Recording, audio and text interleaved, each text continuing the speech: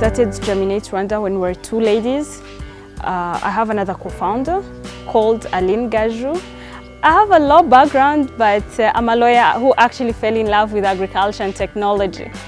That's how I actually ended up in agriculture. I went to visit a facility in Tanzania. I was like, why not do this? So when I came back, I was like, let me look for land, let me actually introduce this thing here. When the pandemic started, we're like, there is global warming, there's so many challenges, the climate and all that. How about we use technology to have sustainable agriculture, where we don't have to rely on the rain or the sun or anything when agriculture is controlled.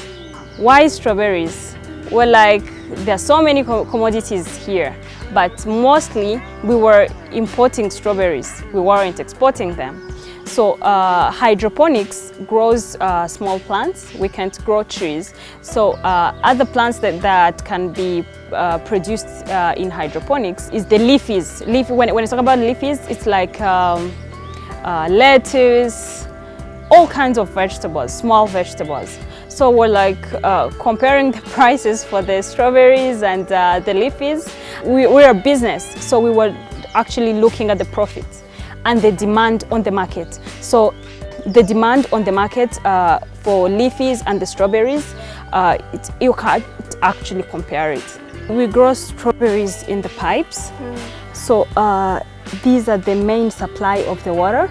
Okay. We have small pipes that supplies water from the main pipe that goes in each pipe. We actually do vertical farming. Basically, we save 95% of the land because we plant down and up. It's called vertical farming. We built this greenhouse from scratch. We got the pipes from a local supplier, so everything is locally made. Okay. Our facility, as you see, it's a type of hydroponics. It's NFT hydroponics. It means it's nutrient film technique. We grow the strawberries soilless. We don't put any soil. We just put them in the gutters, and then we put the nutrients to feed the strawberries, and then they just grow. We don't use soil because of the soil-borne diseases. There is no way we can control the soil-borne diseases. That's why we actually use the water. We only use the water to avoid all those things.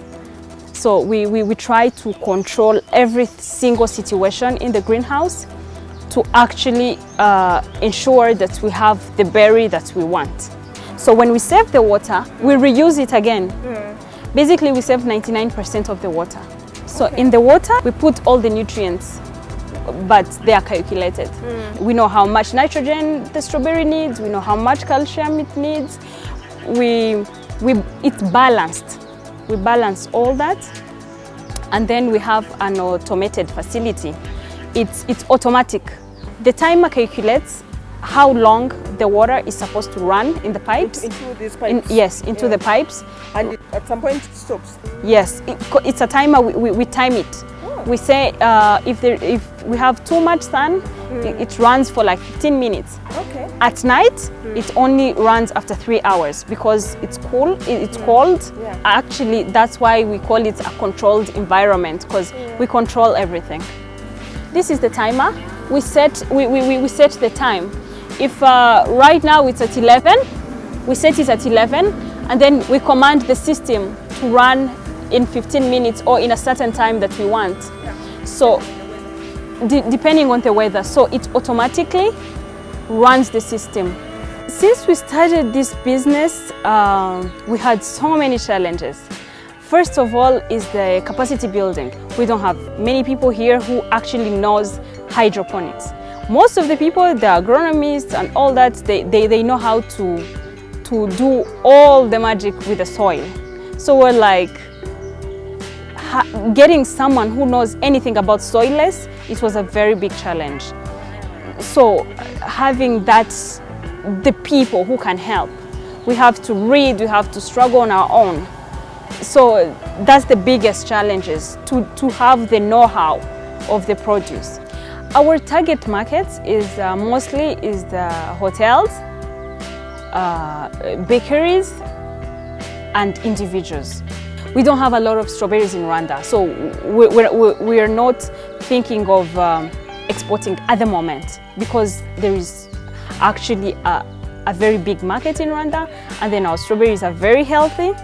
We use all the organic products here, so it's actually very safe for the kids, very safe for hotels. That's why we've actually selected those kind of targeted customers. We control everything. Everything is controlled. So people were scared of joining agriculture because they were like, what if this month the rain doesn't come?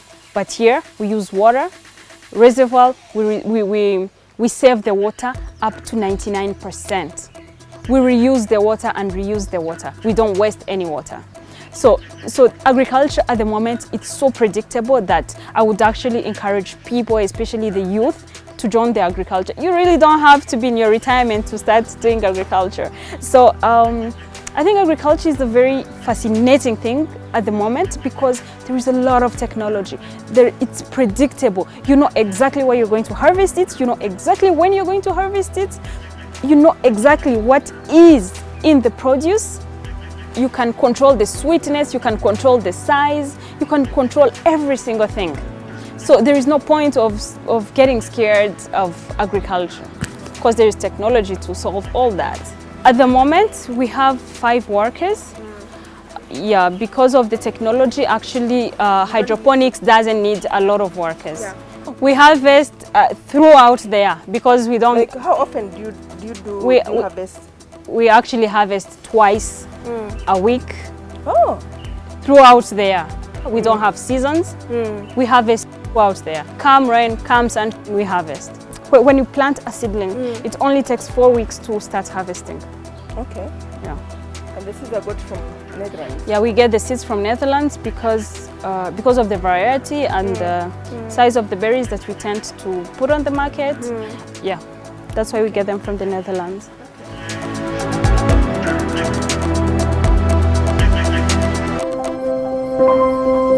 Okay.